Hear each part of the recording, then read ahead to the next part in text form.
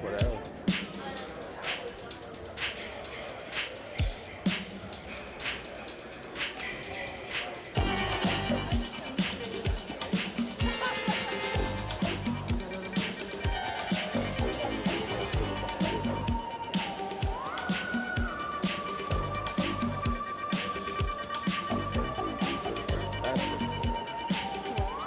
Steal this from my other video project.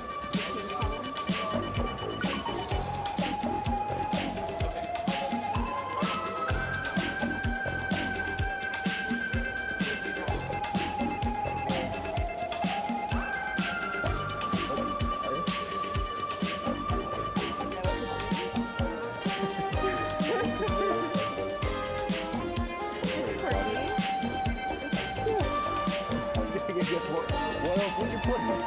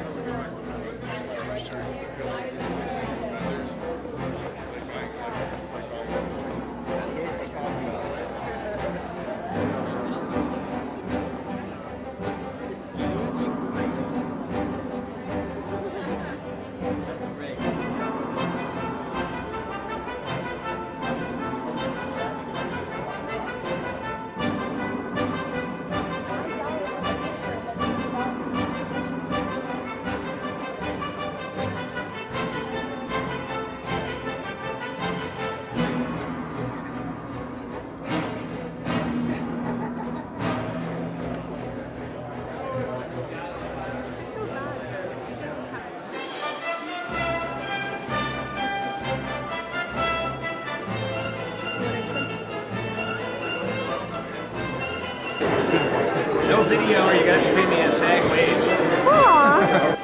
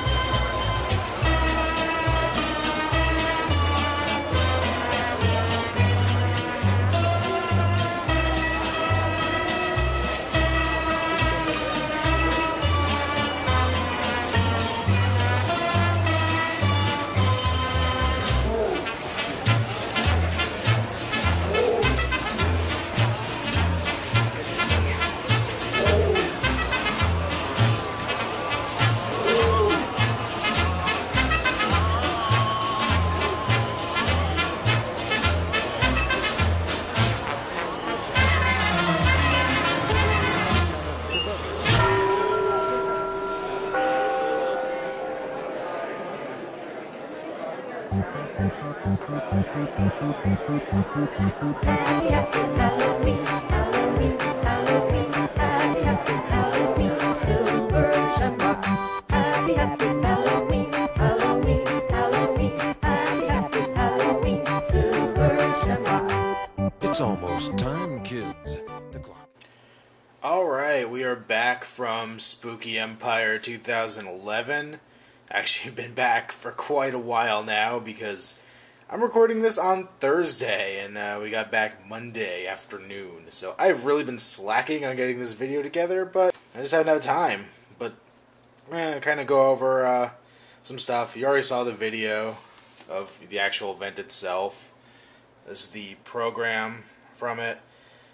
Really not a huge fan of the art they chose for this program. Last year, they had this, which I thought was perfect. It represented the celebrities there, represented Orlando, or specifically Disney, plus I'm a huge fan of that ride, so the Haunted Mansion. This one, I mean, it's kind of cool. They put in, you know, some of the people there: Pinhead, Killer Clowns, Eddie Munster, Leatherface, Alex from Clockwork Orange, and what's-his-face from Reanimator. And this big guy up in the front, I guess, is the guy who runs the event. And I just don't feel like he should be the central picture on the cover art, and his hand is really, really badly drawn. I mean, that is ridiculous looking. So, I've been kind of, not too happy with the art for that this year. Last year, like I said, was really cool. They fit him in, but he's just this little guy up here on the top of Freddy Krueger, so it's not so distracting. I basically did the same kind of thing I did last year. Up here we had the program, the menu, and the wristbands that Whitney and I had. Same thing. The wristbands are harder to see because they're purple against a black background. And the lunch menu was really pretty cheaply done. Last year it was on some card stock. It was nicely edited and all that stuff. This year it's just like text on a Microsoft Word. I just did it because I thought it was cool to have the continuity from year to year. And I do like that they called their lunch special "The Hills Have Fries." But The dining thing was probably the part I was least satisfied with the whole event. I mean, I guess I didn't have to eat there. They bumped their prices up $1 from last year for the special, and their service was kind of lacking. But anyway, let's stop talking about the incidental stuff and go check out some of the signed pictures I got. Up here I have Tony Todd.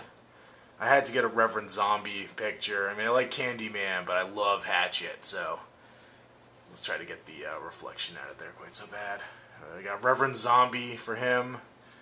You can see the signature. He ended up, I mean, he wrote my name on it, but you can see right above the P in my name, he started writing the T for his own name. He was really distracted when I got up there. It kind of sucked. I was first in line for like the next group to get in to get signatures and stuff with him, and somebody just threw his way ahead of me in line and kind of, stole his attention. Tony's assistant was trying to be like, okay, this guy was first in line and sign his thing and blah blah blah, and he was just off, kind of distracted. Similar to what happened with Robert Englund last year, honestly. He was kind of distracted talking to other people when I got up to him. So, it's still cool though. Doug Bradley, who was the first signature I got, he was really nice. I'd heard rumors that he had been a jerk to some people at events, but he was totally nice. I wish I would have gotten my talking with him on tape, because I asked him how he felt about the new Hellraiser movie and the possibility of a remake, and I wasn't even aware that they'd offered this latest movie to him, and he said there was nothing for him as an actor to be bothered with. And I think he kind of made it sound like he would do the remake, but it had to be something that he felt was worthwhile. And he's a really nice guy. He took a lot of time to talk to me, so I was really surprised. Like, there was a line behind me and everything, and I was really surprised how much time he took for me. It was pretty cool. Down here, I got Derek Mears. This one, I was actually going by committee. I was texting one and another friend asking advice, because I knew I only had enough money for one more signature at this point. I only ended up being able to get 4. But it was between Clive Barker, Lance Hendrickson, and Derek Mears. And I know what you're probably thinking. Why the heck did I get Derek Mears?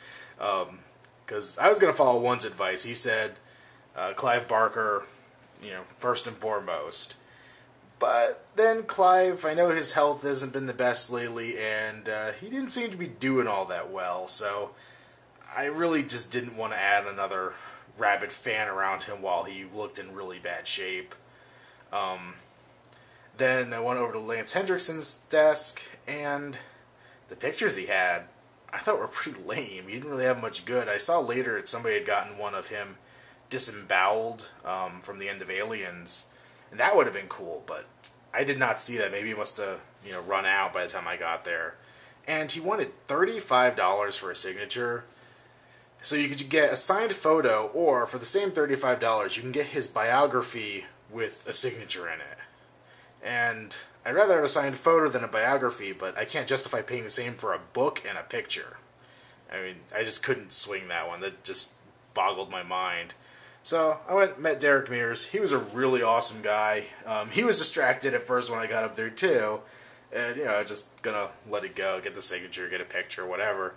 And he kind of snapped himself out. I was like, oh, sorry, I'm being really rude. I'm Derek. Nice to meet you. So he was a really awesome guy. I'm excited to have met him. It was pretty cool. And talked to him about if they ever get a Friday sequel off the ground. He says they want him back, and he sounded like he wanted to do it. So hopefully that's a good thing. I really enjoyed him as Jason. I mean, he's no Kane Hodder, but that's kind of a 1 in a million thing there. I'd rather have Kane, but have second choice, I probably would be very happy seeing Derek take up the role again. And then down here we have Bill Moseley. Actually, this is probably the most disappointing one of the day. You saw in the video, and reviewing it now, I'm not sure if he was kidding or not, but he says, as Whitney's filming him as I'm going to get his signature, if you want to keep filming me, you need to pay me a SAG wage. I thought he was joking. But evidently he kept staring Whitney down and looked dead serious. Once again, he's an actor. Maybe he was just having some fun. But she thought he was serious at least. So, I don't know. That kind of just left a sour taste in my mouth after, seeing that. It was kind of obnoxious. I kind of revenged, filmed him from across the room later that day. I was just like, yeah, you don't want your image taken. I'm going to just sit here and film you for no good reason. And, even here, you kind of look, that might be his signature, but it looked like he didn't finish his first name. It looks like it says by Mosley. So that's, I don't know. And his picture's blurry, too. I'm just kind of ripping on it right now. It was still cool to meet him. I got a cool picture with him. I didn't realize that Whitney felt he was being rude until kind of afterwards. I looked back at the footage, so I enjoyed it in the moment. That was a little disappointing as well, because I knew going in I wanted a Texas Chainsaw 2. I wanted Chop Top as the picture. This is the only one of Chop Top that I saw that I liked, and when I got home, like I said, I found out it was blurry, which is kind of a drag.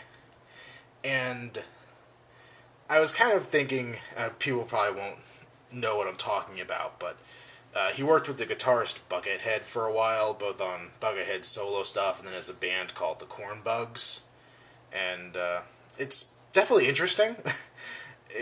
I like Buckethead's style. He's an excellent guitar player. I know he played the Super Bowl with Guns N' Roses once, but he's very eccentric, very into Texas Chainsaw Massacre too. He uses a lot of samples from them in his work.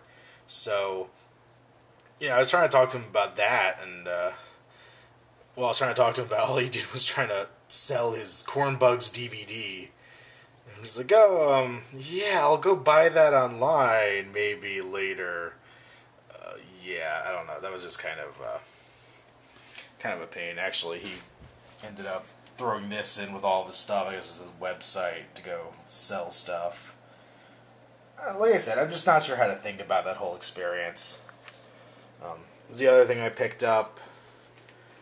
You probably saw me ogling it in the video. It's the Hellraiser puzzle box.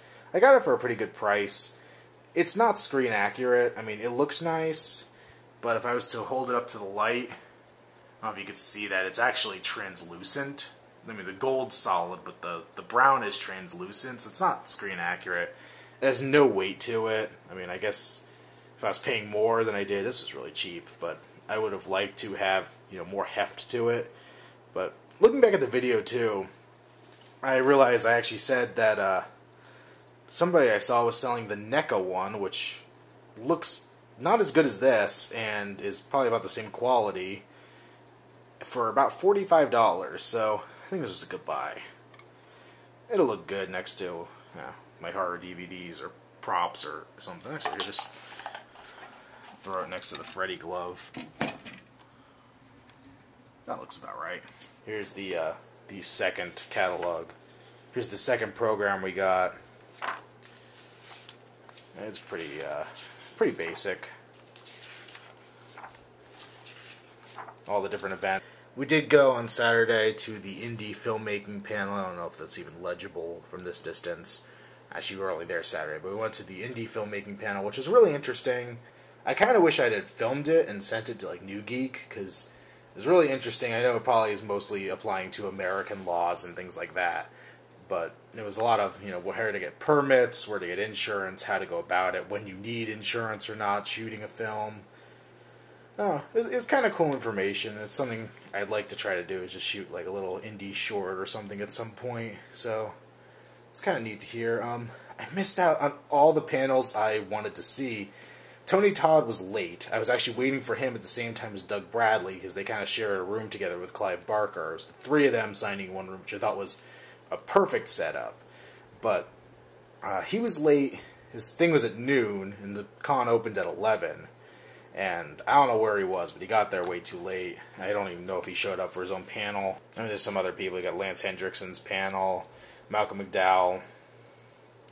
This one I really wanted to see. The Leatherface Saw's family, because they had Gunnar Hansen, Bill Johnson, R.A. Milohoff, and Andrew Baranarski. I don't know how to pronounce his last name, but basically all the Leatherfaces except for part 4.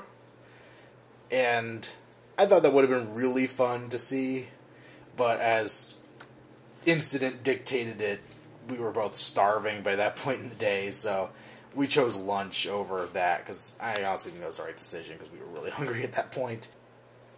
And honestly, we ended up being out of there by 4 o'clock, so we didn't even go to the stuff at the end of the day, mostly because we kind of run out of money and gotten everything we wanted to do accomplished. They were showing Hellraiser, they had a Killer Clowns panel, they had a whole reunion of the Killer Clowns cast. They showed Killer Clowns later, showed The Omen, and at night, I was tempted to come back later that night and see this. They're playing Pet Sematary at 11 and Candyman at 1. And actor, Tony Todd was here from Candyman, and the kid from Pet Sematary was there. And I was really tempted to come back by then, but it started at 11 o'clock at night. By my recollection, I was passed out cold by 10:30 that night. I was just done. So I watched The Wolfman and crashed. Here's the full list of all the people that came. Some really awesome people. I wish I could have gotten a lot more signatures. I think I basically covered everything from the convention I wanted to. Well, the rain seemed to keep some of the crowds away, which is part of the reason why we didn't stay too late. I wanted to get there when it opened at 11. We actually got there about 10:30, 10:45. So I was ready to jump in the lines, get everybody's stuff quick, expecting to have to wait like I did for Robert Englund last year. I waited hours in a line outside. And I think the rain kept people away. Lines kind of capped at the doors instead of running down out the doors and down the street and all that stuff like we did last year. So part of the reason we left early was because it was a lot easier to get stuff done. It was a very enjoyable trip. So now I got my full Spooky Empire autograph wall display. Hopefully about a year from now this can continue growing more and more. Alright guys, I'm sure this video is ridiculously long by this point, so thank you for listening to my rants and rambles about the convention, and I'll see you soon. I think I got a DVD collection video coming up next. Later.